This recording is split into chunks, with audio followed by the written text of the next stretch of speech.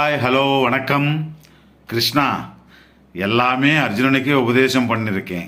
நீ கொஞ்சம் துரியோதனனுக்கு கூட உபதேசம் பண்ணுன்னு சொல்லும் போது சரின்னு சொல்லி துரியோதனிடம் போவான்.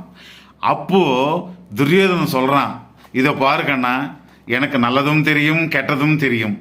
எது தர்மம்னு தெரியும், எது அதர்மம்னு தெரியும். எது செஞ்சா புண்ணியம், எது செஞ்சா கர்மம்னு தெரியும். ஆனா செய்ய முடியல, நான் செய்யவும் மாட்டேன். அங்கே அர்ஜுன் ஒருத்தன் இருக்கான், அவனுக்கு நல்லதும் தெரியாது கெட்டதும் தெரியாது, எது செய்யணும்னு தெரியாது, எது செய்யக்கூடாதுன்றும் தெரியாது. அவங்க கிட்ட போய் நீ சொல்லு அப்படி சொன்னான் துரியோதனன். அர்ஜுனன் நிஜமாவே எல்லாம் அவர்கிட்ட சரண்டர் ஆயிட்டான்.